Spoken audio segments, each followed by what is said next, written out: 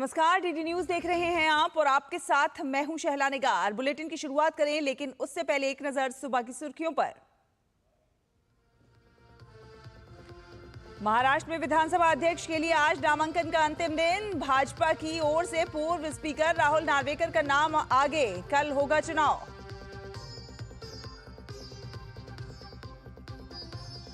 दिल्ली विधानसभा चुनाव के लिए भाजपा ने कसी कमर। चुनावी नारे के बाद आज सभी विधानसभा क्षेत्रों में निकालेगी परिवर्तन यात्रा।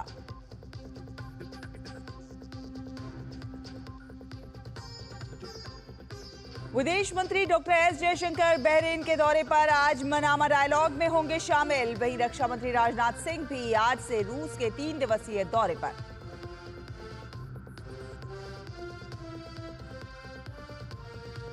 सीरिया में हालात गंभीर। होम्स पर कब्जे के बाद राजधानी दमिश्क की ओर बढ़े विद्रोही। राष्ट्रपति असद के 24 साल के शासन पर बढ़ा खतरा।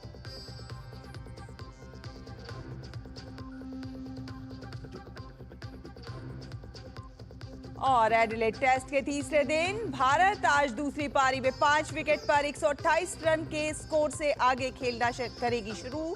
ऑस्ट्रेलिया से अब भी 29 रन पीछे।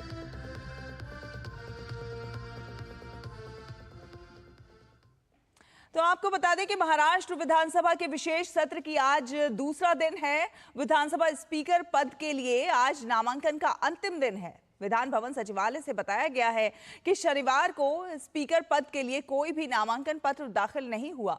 वैसे विधानसभा में महायुति के संख्या बल को देखते हुए स्पीकर का चुनाव निर्विरोध होने की संभावना है। ऐसा ये इसलिए माना जा रहा है कि आज दोपहर तक विधानसभा अध्यक्ष का नाम भी सामने आ जाएगा और अध्यक्ष की रेस में भाजपा की ओर से कई सारे नाम सामने आ रहे हैं, जिसमें पहले नंबर पर पिछले अध्यक्ष राहुल नार्वेकर आगे चल रहे हैं। इसके अलावा समीर कुन्नावर और चैनसुख संचेती के नामों पर भी चर्चा चल रही है। विधानसभा सत्र के पहले दिन कल 173 विधायकों ने शपथ ली और अब 115 विधायकों को शपथ लेना बाकी है। इनमें ज्यादातर विपक्ष के हैं। विधायकों की शपथ और अध्यक्ष के चुनाव के बाद 9 दिसंबर को ही राज्यपाल का अभिभाषण होगा। नई विधानसभा के शीतकालीन सत्र नागपुर में 16 से 21 दिसंबर तक चलेगा।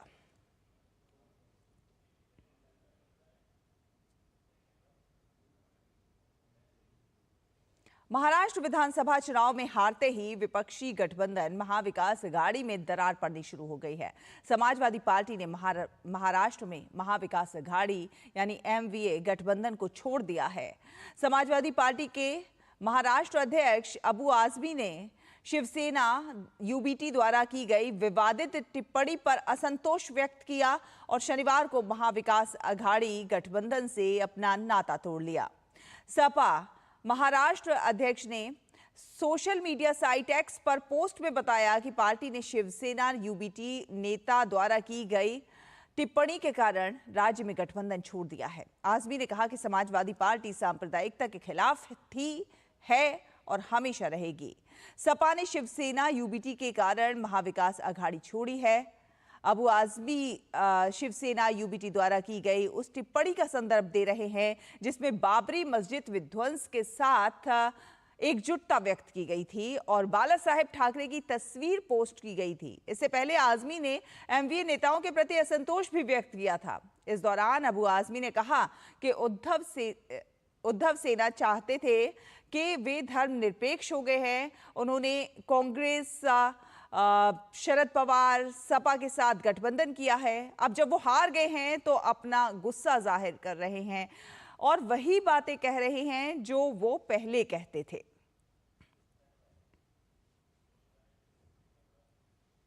तो विपक्षी गठबंधन इंडी अलायंस में आपसी खींचतान एक बार फिर से सतह पर आ गई है। ममता बनर्जी ने कांग्रेस पर निशाना साधते हुए इंडी गठबंधन का नेतृत्व करने की बात कही है। ममता के इस कदम का इंडी अलायंस के कुछ दलों ने समर्थन किया है तो वहीं कई सहयोगी दल असहज भी नजर आ रहे हैं। कांग्रेस ने ममता की इस बात को खारिज किया है तो बीजेपी ने विपक्षी एकता पर सवाल खड़े कर दिए हैं। लोकसभा चुनाव में बीजेपी को हराने के लिए विपक्षी दलों ने जो इंडी अलायंस बनाया था उसमें एक बार फिर से नेतृत्व को लेकर संघर्ष शुरू होता दिखाई दे रहा है। इंडी अलायंस बनने के बाद से 2024 के लोकसभा चुनाव और कई राज्यों के विधानसभा चुनाव में हार चुका है। टीएमसी प्रमुख ममता बनर्जी ने इंडी अलायंस का नेतृत्व करने की बात कहकर न सिर्फ राहुल गांधी के नेतृत्व पर सवाल खड़े किए हैं, बल्कि गठबंधन के अंदर मची खींचतान को भी बाहर ला दिया है। एक मीडिया हाउस को दिए इंटरव्यू में ममता बनर्जी ने कहा कि इंडी गठबंधन ठीक नहीं कर रहा है और इसकी जिम्मेदारी उन लोगों पर है जो इसका नेतृत्व कर रहे हैं। अगर उन्हें मौका मिलता है तो वो इंडी गठबंधन का नेतृत्व करना चाहेंगी। ममता बनर्जी के इस रुख को समाजवादी पार्टी और शिवसेना उद्धव ठाकरे के गुट का समर्थन मिलता नजर आ रहा है। तो इंडी अलायंस के कई दल ममता बनर्जी के इस कदम से असहज महसूस कर रहे हैं, लेकिन टीएमसी अभी भी ममता के नेतृत्व को आगे बढ़ाने में लगी हुई है, तो कांग्रेस ने ममता के नेतृत्व को खारिज ही कर दिया है। जो अपोजिशन के लोग हैं, हमसे कोई बात नहीं हुई, इलेक्शन में कोई कोऑर्डिनेशन नहीं किया, टिकट बंटवारे में कोई बताया नहीं, तो फिर हमारा क्या लेना देना उनसे। वेस्ट बंगाल में एक सक्सेसफुल उन्होंने मॉडल रखा है भारतीय जनता पार्टी को वहां से दूर रखने का। The India bloc parties must have mutual trust in each other. Congress party has a special responsibility. अगर किसी ने उनको रिक्वेस्ट किया ये इंडिया जो ब्लॉक है वो स्मूथली परिचालन करने के लिए, तो कलकत्ता से बंगाल में बैठ के ही वो ये कर सकता है। जो अपनी पार्टी बंगाल के बाहर नहीं ले जा सकी, वो देश तक का स्तर पर क्या लड़ेंगे। इस मामले पर भाजपा ने भी कहा है कि इंडी गठबंधन के सहयोगी दलों में हमेशा से नेतृत्व करने की होड़ रही है और ममता बनर्जी के बयान ने एक बार फिर से कांग्रेस और उसके नेता राहुल गांधी पर सवाल खड़े कर दिए हैं। कभी अखिलेश यादव कहते हैं वो नेता है, कभी ममता बनर्जी कहती हैं वो नेता है, कभी स्टालिन कहते हैं वो नेता है, और सब लोग स्वर में ये कहते हैं राहुल गांधी नेता नहीं है, ना प्रियंका वाड्रा नेता नहीं है। ममता बनर्जी का स्टेटमेंट ये दर्शाता है कांग्रेस को, जनता छोड़िए इंडी अलायंस के नेताओं को भी कांग्रेस पार्टी पर विश्वास नहीं है। लोकसभा चुनाव में भाजपा को रोकने के लिए बना इंडी अलायंस लगातार चुनावी हार के बाद बिखराव की ओर बढ़ता नजर आ रहा है, जिसके चलते देश में विपक्षी पार्टियों की एकता पर भी सवाल खड़े हो रहे हैं। Bureau report, DD news. और दिल्ली में अगले साल होने वाले विधानसभा चुनाव के लिए हलचल तेज हो गई है। भारतीय जनता पार्टी आज दिल्ली की सभी 70 विधानसभा सीटों पर परिवर्तन यात्रा की शुरुआत करेगी। इस यात्रा के जरिए भाजपा दिल्ली के जन जन तक पहुंचने का प्रयास करेगी। दिल्ली की सभी 70 विधानसभा सीटों और सभी वार्ड से होकर ये यात्रा गुजरेगी और जनता से जुड़े मुद्दों पर चर्चा करेगी। दिल्ली भाजपा के पूर्व अध्यक्ष सतीश उपाध्याय को परिवर्तन यात्रा का संयोजक बनाया गया है। ये यात्रा आज से दिल्ली के 7 लोकसभा क्षेत्रों की एक एक विधानसभा सीट से शुरू होगी, यानी हर दिन भाजपा 7 यात्राएं निकालेगी। ये परिवर्तन यात्रा 2 टियर होगी, यानी 2 चरणों में इसका समापन होगा। सुबह इस पैदल यात्रा की शुरुआत विधानसभा क्षेत्र के प्रमुख धार्मिक स्थल से होगी, जिसके बाद ये विधानसभा के अन्य क्षेत्रों से गुजरेगी। दोपहर में मीटिंग शुरू होगी, जिसमें इलाके की आरडब्ल्यूए, एनजीओ, वरिष्ठ नागरिकों और महिलाओं से दिल्ली की जनता से जुड़े मुद्दों पर चर्चा होगी। शाम को टियर 2 के तौर पर पैदल यात्रा फिर से शुरू होगी, जिसके बाद रात को एक और मीटिंग के साथ इसका समापन होगा। यात्रा की शुरुआत और समापन के समय भाजपा के बड़े नेता इस यात्रा में शामिल हो सकते हैं। इसके साथ ही साथ भाजपा ने एलईडी वैन्स को भी दिल्ली में उतारा है, जिनके जरिए वो आम लोगों से सुझाव लेने का काम करेंगे। इसके अलावा व्हाट्सएप के जरिए भी पार्टी जनता से सीधे संपर्क करेगी। भाजपा ने कल ही दिल्ली विधानसभा चुनाव के लिए अपना नया नारा जारी किया था। अब नहीं सहेंगे, बदल के रहेंगे नारे के साथ भाजपा आम आदमी पार्टी को रोकने के लिए चुनावी मैदान में उतर रही है। सीमा सुरक्षा बल का 60वां स्थापना दिवस कार्यक्रम आज जोधपुर में मनाया जाएगा। इसमें मुख्य अतिथि के तौर पर गृह मंत्री अमित शाह शामिल होंगे। सुबह लगभग 10 बजे से दोपहर 1:30 बजे तक गृह मंत्री बीएसएफ जोधपुर के परेड स्थल पर समारोह में भाग लेंगे। समारोह में 2020 में जम्मू में पाकिस्तान की गोलीबारी का मुकाबला करने वाले 7 जवानों को पुलिस मेडल गारंटी पदक दिया जाएगा। इसमें कांस्टेबल अवनीश कुमार, मोहम्मद बाकिबुल हक, अनिल शर्मा, अवतार सिंह, राजू चौधरी, बी रामानुजे, अनिल यादव शामिल हैं। वहीं समारोह में राज्य के उप मुख्यमंत्री प्रेमचंद बैरवा भी शिरकत करेंगे।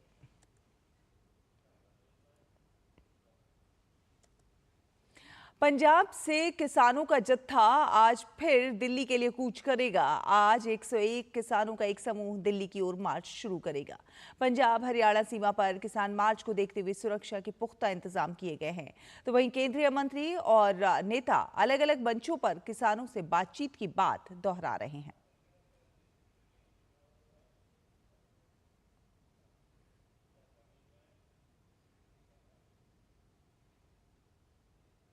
और संभल हिंसा मामले में पुलिस ने कथित पत्रकार नसीम राजा जैदी को गिरफ्तार किया है। आरोपी पर हिंसा में मारे गए लोगों के नाम पर QR कोड से पैसा मांगने का आरोप है। SP कृष्ण बिश्नोई ने बताया कि आरोपी पर पुलिस के खिलाफ लोगों को उकसाने का भी आरोप है और इस पूरे मामले की जांच की जा रही है। संभल कोतवाली के सब इंस्पेक्टर संजीव को सूचना मिली कि एक युवक जिसका नाम नसीम जैदी है, वो QR कोड बनाकर लोगों को उकसा रहा है और उनसे धन उगाही का कार्य कर रहा है और सभी लोगों को पुलिस के खिलाफ बोलने के लिए, प्रदर्शन करने के लिए उकसा रहा है। इस बात पे थाना कोतवाली पे एक अभियोग पंजीकृत किया गया है 318, 338, 336, 340 BNS में और इस अभियुक्त नसीम राजा जैदी को गिरफ्तार कर जेल भेजा जा रहा है। इसने कितने पैसे इकट्ठे किए हैं, किन किन अकाउंट्स में भेजे हैं, किन किन अकाउंट से पैसे आए हैं, इन सबको खंगाला जा रहा है और आगे विधिक कार्रवाई सुनिश्चित की जाए। और मुंबई में आज सुबह 2 अलग अलग मैराथन का आयोजन किया गया। शहर में 7वीं WNC नेवी हाफ मैराथन और 12वीं राष्ट्रीय मैराथन का एक साथ आयोजन हो रहा है। WNC नेवी हाफ मैराथन का उद्देश्य लोगों को भारतीय नौसेना के प्रति जागरूक करना है। वहीं मुंबई में आज राष्ट्रीय मैराथन के 12वें संस्करण में भी लोग भाग लेते हुए नजर आए। इस मैराथन को ओलंपिक कांस्य पदक विजेता साक्षी मलिक ने हरी झंडी दिखाई।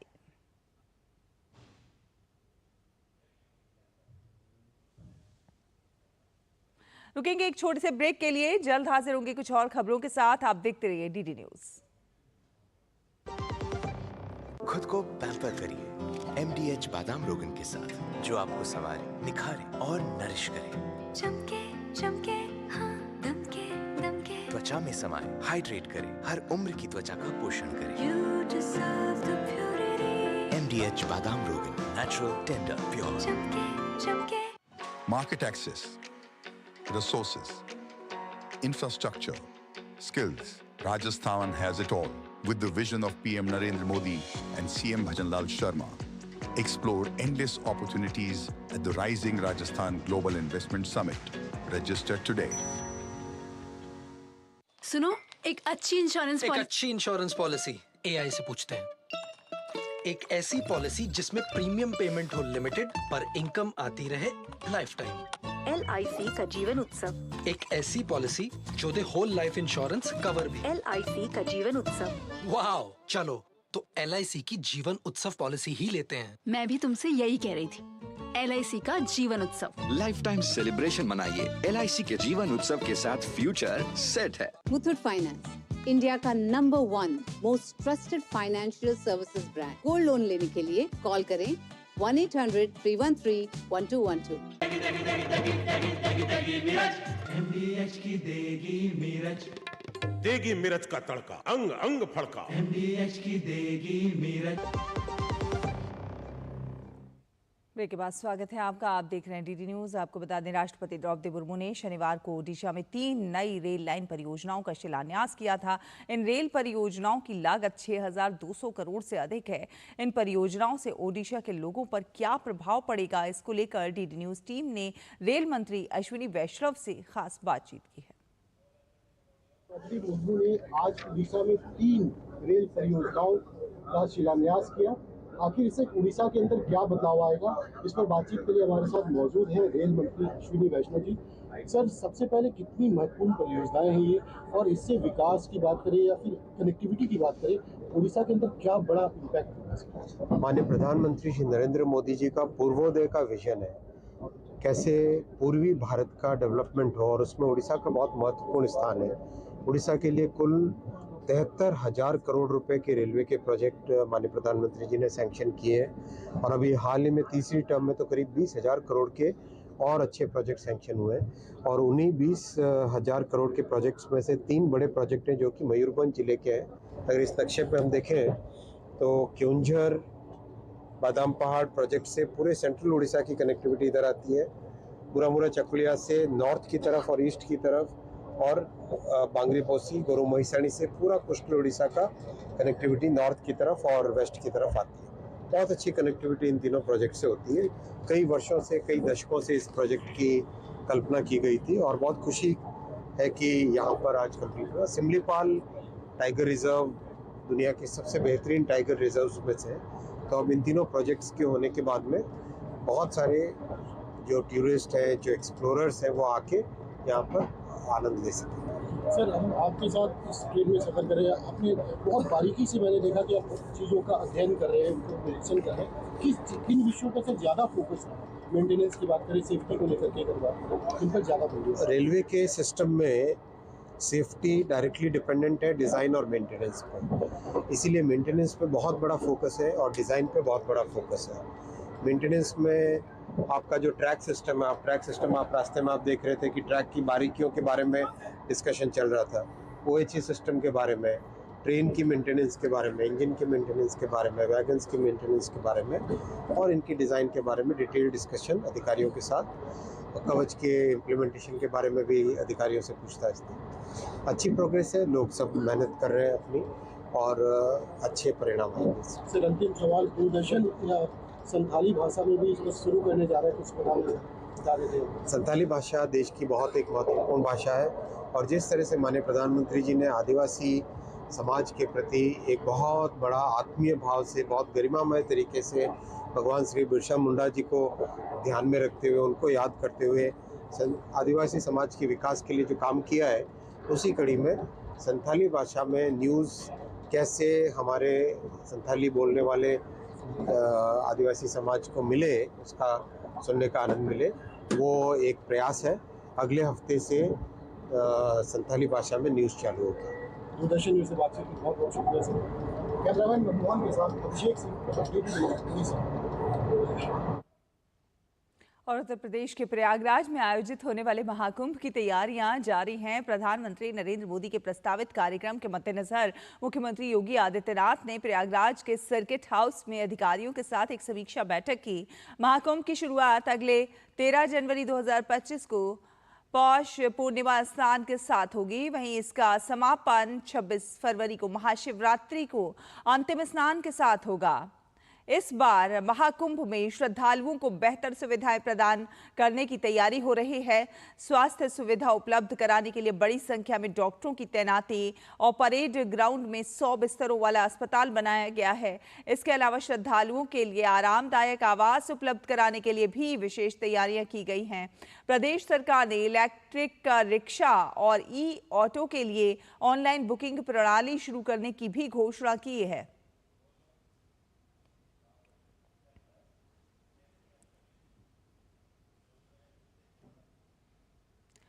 भाजपा के राष्ट्रीय महासचिव तरुण चुघ ने गांधी परिवार पर जमकर हमला बोला है। उन्होंने कहा है कि प्रियंका गांधी वाड्रा में अगर इंदिरा गांधी नजर आएंगी तो देश को इमरजेंसी भी याद आएगी। साथ साथ उन्होंने कहा कि देश को 1984 के सिख दंगे भी याद आएंगे। इमरजेंसी याद आएगी, देश के संविधान को कैसे तोड़ा था, कैसे लोकतांत्रिक संस्थानों का गला घोटा था, कैसे देश को जेल बनाया था, वो याद आएंगी तो 1984 भी याद आएगा। श्री हरमंदिर साहब पर टैंक भी याद आएंगे और देश के लगभग 52 शहरों को कांग्रेस के वर्करों द्वारा जिंदा सिखों को जलाकर शमशान बनाना भी याद आएगा। एक काला इतिहास कांग्रेस और गांधी परिवार का रहा है। हमेशा ही गांधी परिवार भारत के इंस्टीट्यूशन, भारत के कॉन्स्टिट्यूशन का अपमान करता रहा है। आपको बता दें कि उत्तराखंड में आज से चार धाम शीतकालीन यात्रा शुरू हो रही है, यानी श्रद्धालु अब चारों धाम के शीतकालीन गद्दी स्थल पर जाकर दर्शन कर सकेंगे। इसी कड़ी में मुख्यमंत्री पुष्कर सिंह धामी भगवान केदारनाथ के शीतकालीन गद्दी स्थल ओंकारेश्वर मंदिर ऊखीमठ पहुंचे और जहां से आज शीतकालीन यात्रा का शुभारंभ किया जाएगा।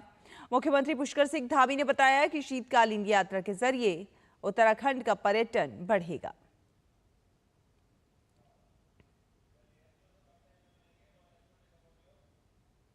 हमारे लिए एक बहुत गेम चेंजर साबित होगी आने वाले समय में, क्योंकि लगभग 5 महीने 6 महीने का हमारा यात्रा काल रहता है चार धाम यात्रा का।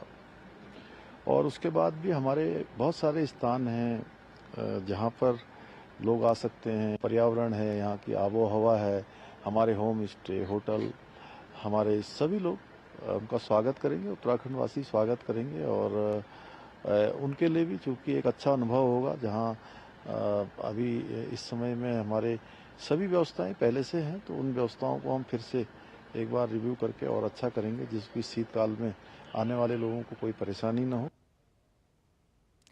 रक्षा मंत्री राजनाथ सिंह आज से रूस के 3 दिवसीय आधिकारिक दौरे पर रहेंगे। रूस में राजनाथ सिंह अपने समकक्ष एंड्री बेलोसोव के साथ भारत रूस अंतर सैन्य और सैन्य तकनीकी सहयोग पर सरकारी आयोग की 21वीं बैठक की सह अध्यक्षता करेंगे। ये बैठक 10 दिसंबर को मॉस्को में होने जा रही है। इस बैठक में सैन्य, औद्योगिक सहयोग और रक्षा के क्षेत्र में दोनों देशों के बीच बहुआयामी संबंधों की समीक्षा की जाएगी। साथ ही साथ आपसी हित के समसामयिक, क्षेत्रीय और वैश्विक मुद्दों पर भी चर्चा होगी। इसके साथ ही रक्षा मंत्री भारतीय नौसेना की नवीनतम multi role stealth guided missile frigate INS Tushil को कलिनिंग्राद स्थित यंत्र शिपयार्ड से सोमवार को नौसेना में शामिल करेंगे। इस समारोह में नौसेना प्रमुख एडमिरल दिनेश के त्रिपाठी भी उपस्थित रहेंगे। इसके अलावा रक्षा मंत्री द्वितीय विश्व युद्ध के दौरान मारे गए सोवियत सैनिकों के सम्मान में मॉस्को में अज्ञात सैनिक के मकबरे पर श्रद्धांजलि अर्पित करेंगे। रक्षा मंत्री भारतीय समुदाय के सदस्यों के साथ बातचीत भी करेंगे। और विदेश मंत्री डॉक्टर एस जयशंकर कतर के बाद बहरीन की राजधानी मनामा पहुंचे। विदेश मंत्री आज मनामा डायलॉग के 20वें संस्करण में शामिल होंगे। International institute of strategic studies इस क्षेत्रीय सुरक्षा सम्मेलन का आयोजन कर रहा है। डॉक्टर जयशंकर आज विदर रीजनल स्ट्रैटेजिक कोऑपरेशन नामक सत्र में अपने विचार रखेंगे। इस सत्र में डॉक्टर एस जयशंकर के अलावा चेक गणराज्य के राष्ट्रीय सुरक्षा सलाहकार और बहरीन के विदेश मंत्री भी शामिल होंगे। बहरीन के दौरे पर डॉक्टर एस जयशंकर का बहरीन के विदेश मंत्री अब्दुल लातिफ बिन राशिद अल ज़ायरी के साथ चौथे भारत बहरीन उच्च संयुक्त आयोग की बैठक भी होगी। इस मंत्री स्तरीय बैठक में द्विपक्षीय संबंधों के संपूर्ण दायरे की समीक्षा होगी और भारत और बहरीन के बीच बहुआयामी संबंधों को और मजबूत करने के अवसरों पर भी चर्चा होगी। मनामा पहुंचने पर विदेश मंत्री डॉक्टर एस जयशंकर ने मनामा डायलॉग में भाग लेने की उत्सुकता जताई। साथ ही साथ उन्होंने उच्च संयुक्त आयोग की बैठक के सार्थक होने की भी उम्मीद जताई। बात करें सीरिया की, तो सीरिया में विद्रोहियों ने होम्स शहर पर 24 घंटे से भी कम समय में कब्जा कर लिया और राजधानी दमिश्क की ओर बढ़ने लगे। सीरियाई सरकार के सैनिक होम्स शहर छोड़कर भाग चुके हैं और इसके साथ ही राष्ट्रपति बशर अल असद के 24 साल के शासन पर अब खतरा मंडरा रहा है। होम्स का नुकसान असद सरकार के लिए एक बड़ा झटका माना जा रहा है। बात करें खेलों की, तो विश्व शतरंज चैंपियनशिप में डी गुकेश और डिंग लिरेन के बीच आज 11वें दौर का मुकाबला खेला जाएगा। सिंगापुर में चल रही विश्व शतरंज चैंपियनशिप में 11वें राउंड का खेल भारतीय समय अनुसार आज दोपहर 2:30 बजे शुरू होगा। कल दोनों खिलाड़ियों के बीच 10वें दौर की बाजी ड्रॉ रही। कल लगातार 7वीं बाजी ड्रॉ रही। इसके साथ ही दोनों खिलाड़ियों के 5-5 अंक हैं। जो भी खिलाड़ी पहले 7.5 अंक बनाएगा वही इस चैंपियनशिप को जीतेगा। इस तरह से वो चैंपियन बनने से अब केवल 2.5 अंक पीछे हैं। इस $25 लाख इनामी प्रतियोगिता में अब केवल 4 दौर की बाजी खेली जानी बाकी है। अगर 14 दौर के बाद भी मुकाबला बराबरी पर रहता है तो विजेता का निर्धारण करने के लिए टाइम कंट्रोल के आधार पर मैच खेला जाएगा। चीन के 32 वर्षीय लिरेन ने शुरुआती मैच जीता था, जबकि भारत के 18 वर्षीय ग्रैंड मास्टर गुकेश तीसरे मैच में विजयी रहे थे। इसी के साथ इस बुलेटिन में फिलहाल इतना ही। डीडी न्यूज पर खबरों का सफर लगातार जारी है। आप देखते रहिए डीडी न्यूज। नमस्कार।